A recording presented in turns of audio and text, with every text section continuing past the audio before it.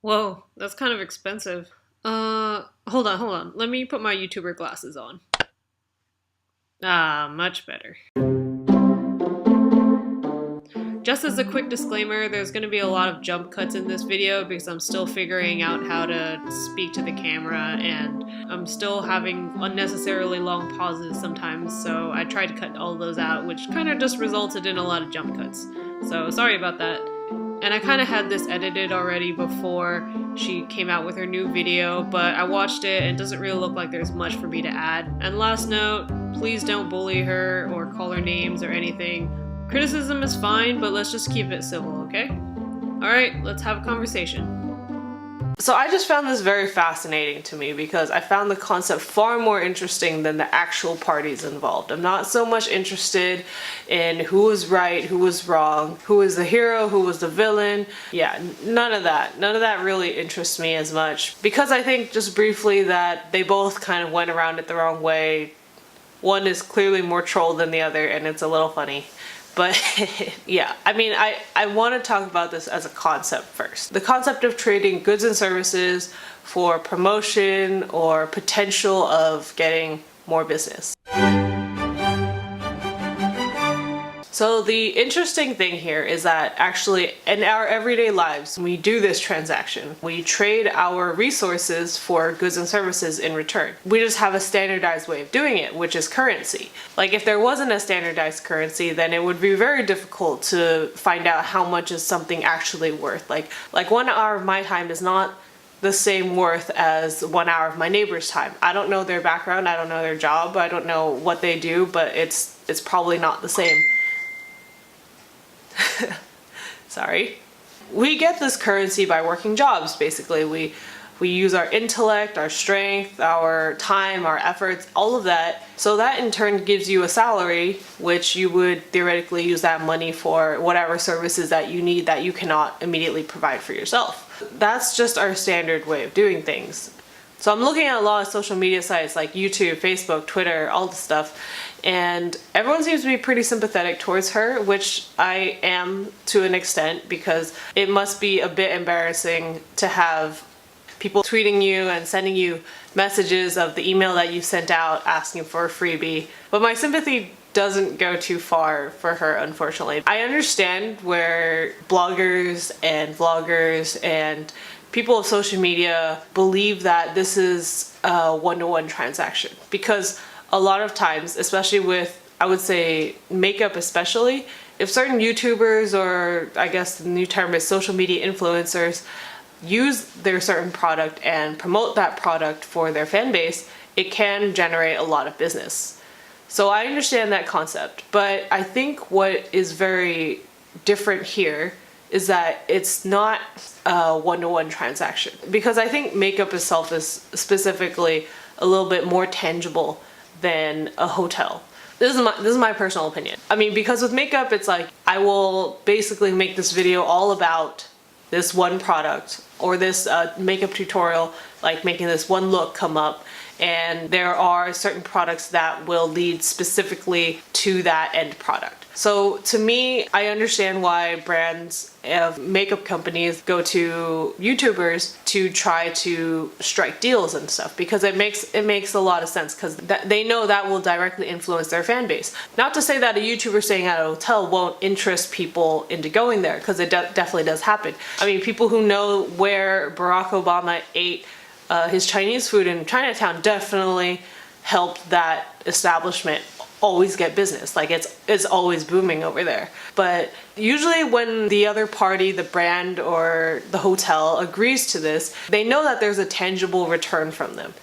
Her sub count was a less than 100K, and at the time I believe it was around 80,000 or so. But on the other side of it, what the hotel posted makes a lot of sense. I don't think it was malicious or a vicious attack on you. It was said in a bit of a crass way, but there were things he was talking about in there that people are discounting. Yes, who pays for the service to the room? The electric, the heating bills, the water utilities, everything of this goes into the lodging price. And her original email asked for a 5-night stay complimentary, not even discounted. I would say it's jarring to see that I'm very familiar with this space. I know that YouTube has great influence, okay? So I know that it has the possibility of reaching really, really great heights. People, for the most part, don't like it when ads are just shoved down their face too.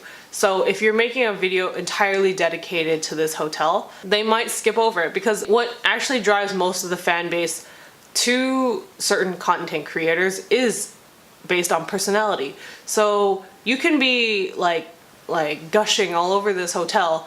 The tendency seems to be that people will just skim through it and then get to the parts where you are actually being you, because they are here for you, not the hotel. I would say it's really interesting that this dynamic changes depending on how many followers you have. Once you hit like Kim Kardashian levels or something like that, then people will sometimes just want to go to like the cafes you've been to just because you've been to it, even though you're not there anymore. So it does change. Once the fan base is really large, you will get more people like that. But at a smaller step, it's very difficult to quantify that. And I'm not to say that 100K is a very small following. It's actually a pretty good following. But unfortunately, it doesn't seem like it's at the level where you would say it can definitely make up the money he had lost for 5 nights of stay, by the way, 5 nights. That's a bit of a long time. Also on Valentine's Day weekend, mind you. Any hotel will tell you that the holidays are actually their busier times of the season. So that already could cost them a different customer if they had to deny because they offered you free accommodation. And I see the other side of it where it's just like, well, you're just paying for an advertisement. And oftentimes advertisements can be 3, 4, 5 times that. So the hotel should be pleased that they're getting such a cheap price. But the problem is it's just not tangible. You don't know how effective this is, especially if you don't know this person's audience, you don't know their reach of their audience and how devoted their audience is, then it may be X amount of dollars down the drain. Targeted advertising is far more effective than just blanket advertising. That's why when YouTube serves ads or Facebook serves ads, they base it on your searches, so you'll be more inclined to click on something like that as opposed to something else. I would say that's the crux of the situation here. Another thing this comes down to is the social etiquette that vloggers, bloggers, social media influencers have. It's very apparent that this hotel was not amused by this email, even though she sent it pretty politely, I would say. She says that in her video that she usually asks for like a discounted or complimentary stay or something like that along those lines. In her actual email, she did not say anything about discounted.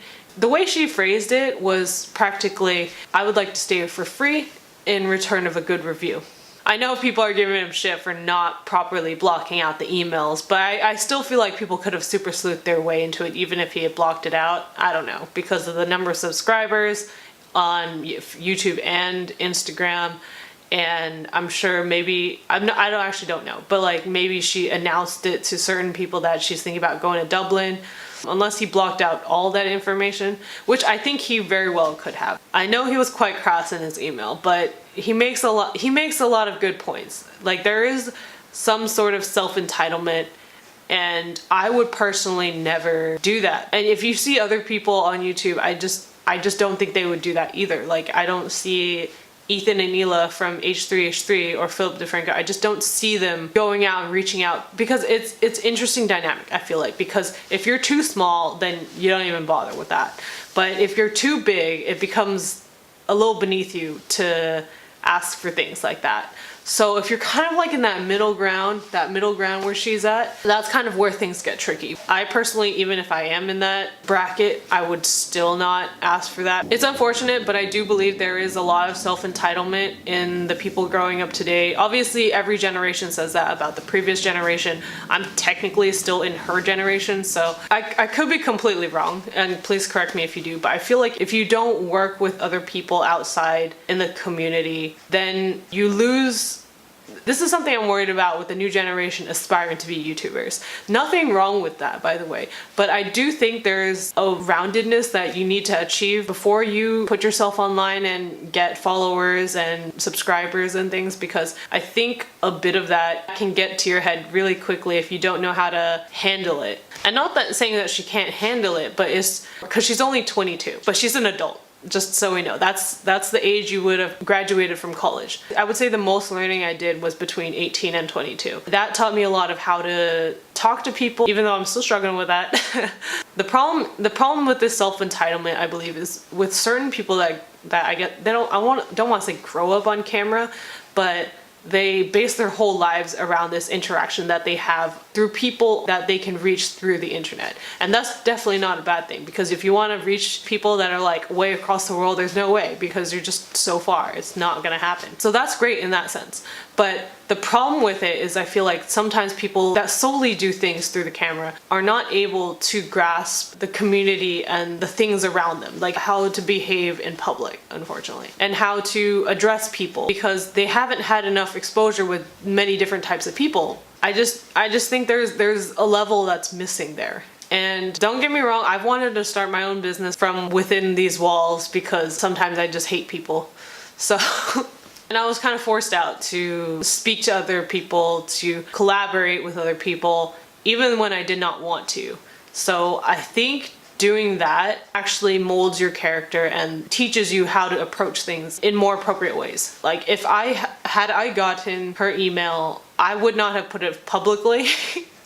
That's one thing. But I would be very irritated had I gotten that, because I don't believe that if she truly wanted for a business collaboration, I think she should have had enough sense to say that this is not one-to-one, this is not tit for tat. I mean, like I'm looking at the prices for the hotels, only about like $60 or $66 a night, and it's very affordable if you are able to put in a week's worth. You put in a week's worth of even just like minimum wage or something, and you can achieve that. It's not impossible. I was expecting that those hotel rates to be like in the hundreds, like 200 a night, 300 a night. I mean, this shouldn't equate to anything, but it's just my own personal thought. It's a little disappointing to see that people are asking for discounts or freebies on something that's not even break your bank expensive. Like if it was super expensive and you'd like a discount, I completely understand that. If it's so expensive that it almost becomes unachievable, then I get that. Like, yeah, everyone, like, I'm freaking Asian. Like, what do you think?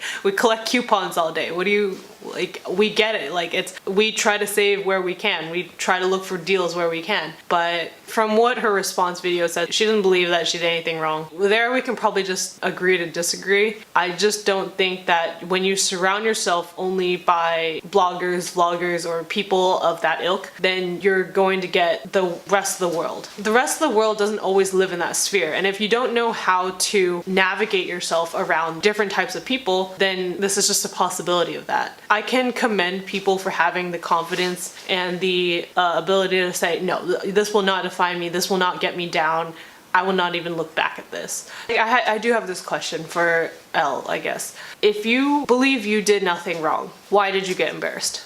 Because it shouldn't have been embarrassing if you truly believe you did nothing wrong. I mean, we just have to ask the question, why would she feel embarrassed about it? It's because I think she knew that asking for free things because you've reached a certain popularity or you've reached a certain something is frowned upon. We have a system in place where we exchange money for the services that we want.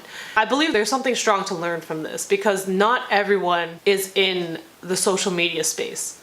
And when you're interacting with people outside of the social media space, this can be essentially applied to anything. There are reasons why people don't go into a Starbucks and say, hey, I'm gonna film my drink as part of my vlog, can I get it for free? People don't do that. And there's a reason. It's because, yeah, you may be famous or whatever, but you are still held up to the standard that society has already set up for you. That's what I'm saying. It gets a little murky when the numbers get too big, because people might just give it to you, but that's on their side of it. They are the ones who would be pushing for you to get this free whatever.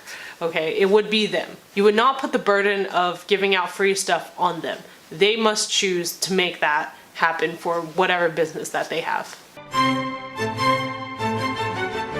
Some other things that just kind of bothered me, I just want to mention them really quickly, is that she keeps mentioning that she's a 22-year-old girl and he's a fully grown adult man.